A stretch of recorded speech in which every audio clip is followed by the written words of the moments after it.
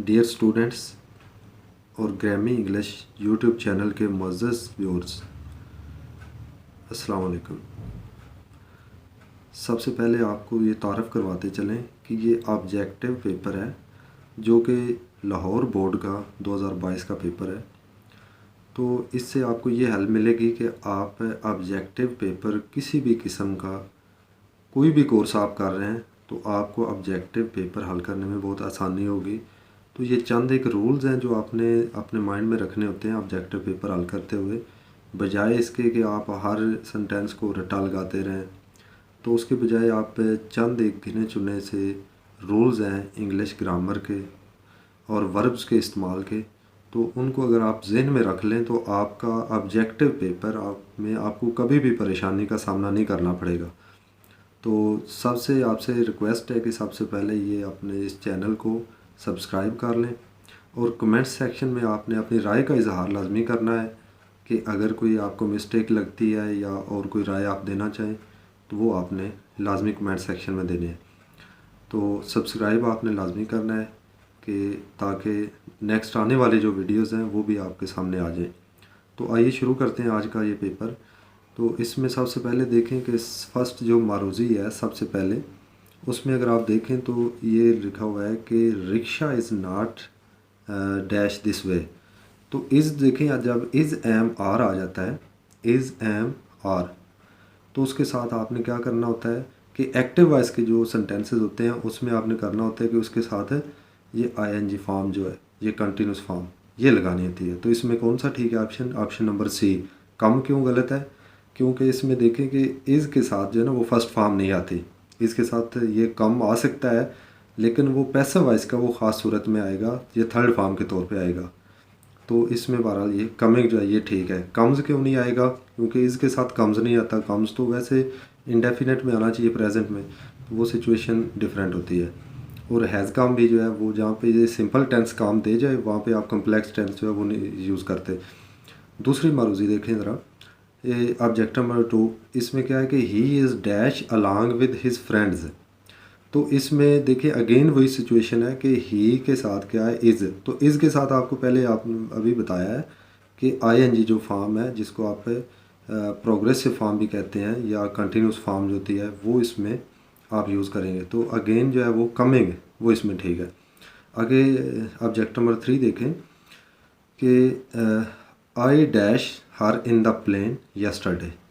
तो देखें अब कुछ जो वर्ड्स हैं वो आपकी ख़ुद हेल्प कर रहे होते हैं।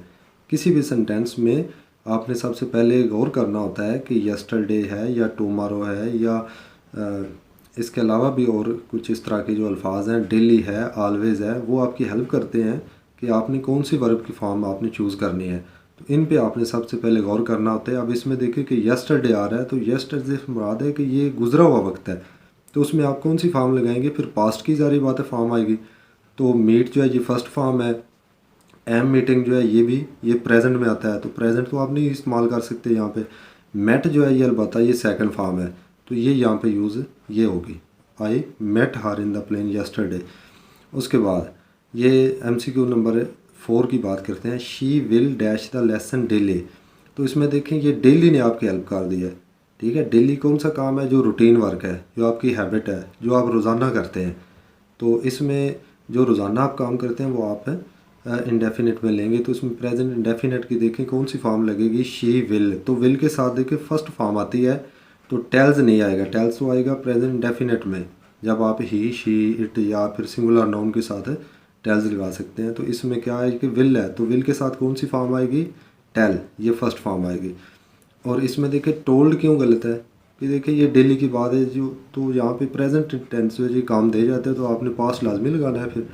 तो इसमें टेलिंग है, टेलिंग जो है ये आपको पता है अकेला नहीं आता। टेलिंग ने इज़ एम आर वाज वार के साथ आना होता है या फिर कोई बिन वाली फॉर्म है तो उसमें आएगा ये टेलिंग।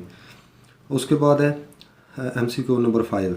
इसमें क्या है कि देखें he will be dash his lesson. इसमें देखिए ही विल बी आ गया है, तो विल बी में क्या है कि विल बी के साथ हमेशा आपने ज़हन में रखना है कि इसके साथ आईएनजी फॉर्म, ये प्रोग्रेसिव फॉर्म जिसको कहते हैं, ये आएगी। तो लर्निंग इसमें ठीक है। लर्न जो फर्स्ट फॉर्म है ये नहीं आएगी। लर्न्स जो है ये वैसे नहीं आएगा कि विल बी के साथ लर्न्स जो है नहीं आता, ये प्रेजेंट इंडेफिनेट में आता है। तो लर्नट जो है ये गैर ज़रूरी है। लर्नट थर्ड फॉर्म जो है ना ये अकेली नहीं आती। थर्ड फॉर्म या तो पैसिव वॉइस में आती है या फिर आपने हैज़, हैव या हैड के साथ जो है ये थर्ड फॉर्म इस्तेमाल करनी होती है। उसके बाद देखिए आगे ये स्पेल्स हैं। तो स्पेलिंग चेक करने के लिए आपको दुरुस्त जो प्रोनाउंसिएशन है वो आपको आनी चाहिए, यानी लफ्ज़ को सही पढ़ना आना चाहिए। अब देखिए इसमें एक्सचेंज है। एक्सचेंज का अब फर्स्ट फॉर्म जो ये फर्स्ट वाला ए ऑप्शन ये ठीक है, एक्सचेंज। उसके बाद MCQ नंबर 7 की बात करते हैं। तो कैलेंडर, ये लफ्ज़ क्या है, कैलेंडर। तो कैलेंडर में देखें कि सी ऑप्शन जो है इसके स्पेलिंग और डी के ये दोनों सेम है। तो बाज़ औक़ात क्या होता है कि बोर्ड्स के जो पेपर है, एग्ज़ाम है, उसमें बाज़ औक़ात दो जो MCQs हैं वो ठीक होते हैं, यानी दोनों ऑप्शन किसी एक MCQs के दोनों ऑप्शन भी ठीक हो सकते हैं। तो इसमें ये दोनों सेम है। तो ये लाहौर बोर्ड का आया था, ये गलती हो जाती है बाज़ औक़ात बोर्ड के जो पेपर सेटर हैं उनसे। तो ये दोनों ऑप्शन जो है ये आप ख़्वाह इनमें से एक लगा दें या दोनों लगा दें तो दोनों सूरतों में ये आपका बोर्ड में ये पेपर ठीक कर देते हैं। उसके बाद नेक्स्ट जो है ये MCQ नंबर 8 है, इसकी बात करते हैं। तो MCQ नंबर 8 में देखें आप, तो इसमें सक्सेस के आप देखें SUCCESS, तो सी ऑप्शन जो है ये ठीक है। उसके बाद बात करते हैं टेक्निक की। टेक्निक में देखें कि टेक्निक जो है ये QUE ये वाला ऑप्शन ठीक है। टेक्निक TECH टेक और निक NIQUE की आवाज़ जो है ये निकालेगा टेक्निक। उसके बाद देखिए MCQ नंबर जो 10 है, इसमें क्या है कि सिनोनिम और एंटोनिम्स का ये पोर्शन होता है। तो सिनोनिम और एंटोनिम्स आपके पेपर जो हैं आपके कोर्स में वो डिफरेंट भी आ सकता है। बहरहाल इसमें देखिए आप द सिनोनिम देखिए आप उस सूरत में आप सॉल्व कर सकते हैं जब आपको किसी लफ्ज़ का मीनिंग आता होगा। तो आप देखिए यहाँ पे क्या है, फो क्या होता है कि आपका ओपोनेंट, दुश्मन आप कह सकते हैं आसान अल्फाज में। तो दुश्मन जो है ये रिलेटिव तो दुश्मन नहीं होता, ये तो चले एंटोनिम होता, उसने एंटोनिम कहा होता तो फिर आप रिलेटिव लगा सकते थे या फ्रेंड लगा सकते थे। बहरहाल उसने सिनोनिम कहा है। तो कई स्टूडेंट्स जो हैं जो वो यहाँ पे ये गलती करते हैं कि वो नहीं देखते कि सिनोनिम कहा गया है या एंटोनिम कहा गया है, तो वो अंधाधुंध जो है वो क्लिक कर देते हैं या इसको टिक कर देते हैं या उसमें बबल जो है वो फिल कर देते हैं। तो आपने पहले ध्यान से ये देखना है कि सिनोनिम कहा गया है या एंटोनिम। बहरहाल इसमें सिनोनिम कहा गया है तो आपने फो दुश्मन, तो इसको ज़रा अपने माइंड में रख लेना। तो एनिमी भी दुश्मन होता है, तो ये बी ऑप्शन जो है ये ठीक है। उसके बाद है MCQ नंबर 11। इसमें आप देखें तो द सिनोनिम ऑफ एंसेस्टर क्या होते हैं, आपके आबाओ अजदाद या असलाफ आप जिसको कहते हैं, गुज़रे हुए आपके आबाओ अजदाद, वालिद हैं या दादा हैं या उससे पहले जो। तो उसके बाद देखिए ये एंटीसीडेंट क्या होता है कि आपका पेशरो, तो पेशरो कोई भी हो सकता है। तो आपके जो अपने हैं वो तो फोर फादर्स हैं। तो फोर फादर जो है ये क्या होते हैं कि गुज़रे हुए आपके वालिद या दादा या बुज़ुर्ग जो भी हैं। तो ये बी ऑप्शन जो है ये सबसे ज़्यादा बेहतर है, यहाँ पे ये सिलेक्ट कर लें। और उसके बाद MCQ नंबर है 12। You and I work well together.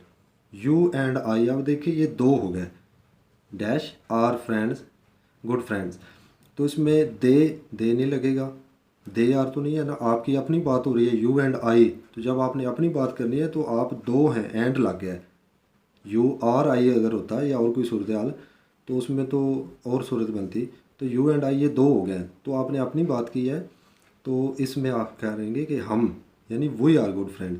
उसके बाद है MCQ नंबर 13। ये devised the most equitable plan for the setting of the black stone.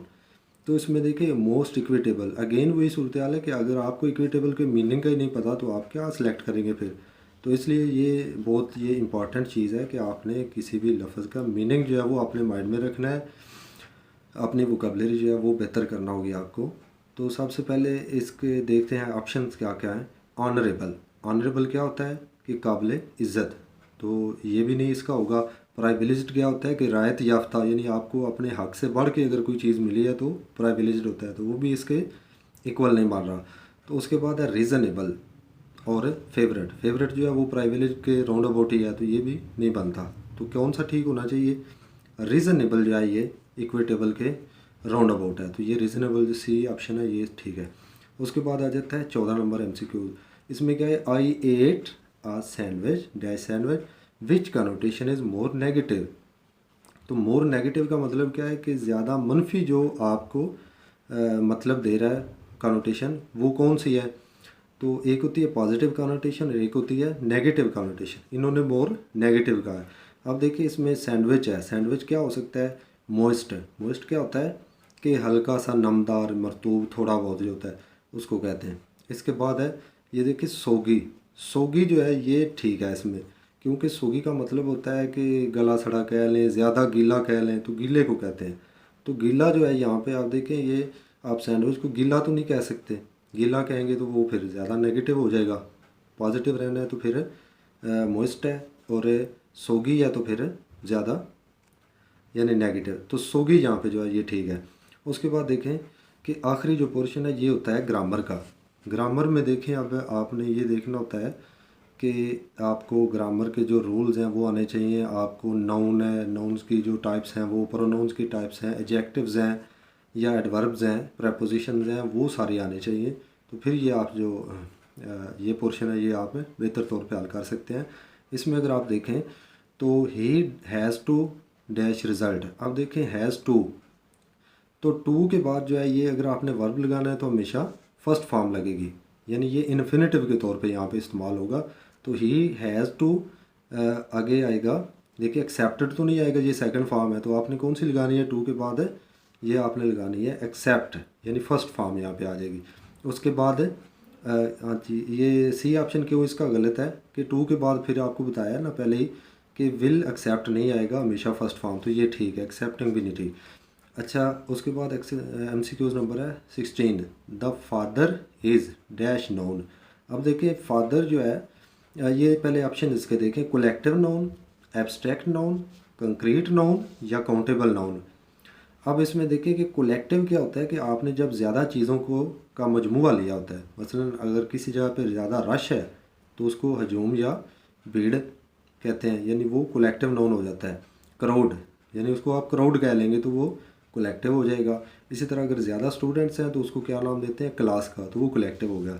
Abstract क्या होता है कि ऐसी चीज़ें जिनका मादी वजूद नहीं है, जो ख्याली चीज़ें हैं, ठीक है।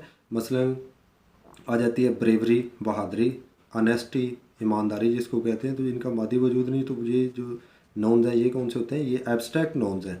तो यहाँ पे उन्होंने क्या पूछा है कि फ़ादर, तो फादर को तो आप जारी बात है देख सकते हैं, उनका मादी वजूद है, तो ये क्या होगा, कंक्रीट है। कंक्रीट और एब्स्ट्रैक्ट जो है ये दोनों आपस में अपोजिट हैं, तो यहाँ पे कंक्रीट जो है ये बेहतर है, ये लगाएंगे आप। अच्छा, 17 नंबर MCQ देखते हैं। We are a good team, अपनी बात वो कर रहा है कि we are a good team, the underline word is ARN।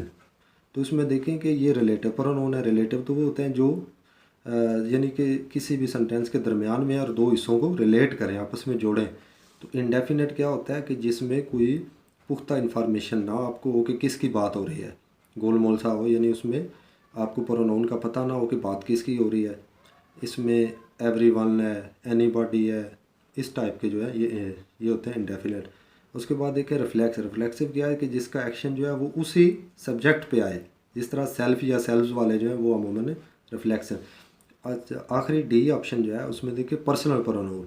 तो ये देखिए ये पर्सन्स की जगह पे इस्तेमाल हुआ है, किसी पर्सन या पर्सन्स की जगह पे जो इस्तेमाल होता है उसको आप कहते हैं पर्सनल प्रोनाउन। जिस तरह ही, शी, इट है, आई, वी, यू, दे वगैरह ये जो शुरू में लगते हैं, तो ये पर्सनल प्रोनाउन। अच्छा, उसके बाद है 18 नंबर। 18 नंबर MCQs में देखिए कि यू माइट आएगा, यू डैश है fine Lubna in the garden but I doubt it. तो इसमें देखें कि माइट होता है कि जिस चीज़ में आपको शक हो, जो हो भी सकता हो और ना भी हो सकता हो, तो उसको आप कहते हैं। तो कैन क्या होता है कि कोई एबिलिटी, किसी की एबिलिटी अगर आपने बतानी है तो वो आप क्या कहेंगे, कैन। तो कैन में क्या आएगा कि किसी चीज़ की, किसी इंसान की, किसी पर्सन की एबिलिटी अगर आपने बतानी है। मस्ट क्या होता है, जो आपने लाजमी फॉलो करना होता है, जिसमें जो रूल्स रेगुलेशंस हैं इस टाइप के, उसमें मस्ट आएगा। तो कुड क्या होता है, ये भी कुछ कुछ ये एबिलिटीज़ में आता है या किसी और सूरत में भी इस्तेमाल होता है। मसलन किसी से परमिशन लेने के लिए कुड का यूज़ होता है। बहरहाल इसमें क्या है कि जिसमें काम हो सकता है या नहीं भी हो सकता, तो उसमें माइट आएगा, मे और माइट, तो माइट यहाँ पे ठीक है। आखिरी जो लास्ट है MCQs, इसमें क्या है, a new restaurant was opening last week. देखें अब लास्ट वीक जो है ये आपको बता रहे हैं, तो टेंस पूछा गया है ना, व्हाट टेंस इज़ इट। तो टेंस इसमें ये कौन सा इस्तेमाल हुआ है, तो इसमें आप देखें कि लास्ट वीक का मतलब है कि पिछले हफ्ते यानी गुजरा हुआ वक्त है। वैसे भी वाज से भी आपको पता चल गया है कि ये कौन सा टेंस है, ये पास्ट कंटिन्यूस है। पास्ट कंटिन्यूस है यानी जिसमें वाज या वर के साथ ये प्रोग्रेसिव फॉर्म कह लें या आईएनजी फॉर्म आती है, तो उसको आप कहते हैं पास्ट टेंस।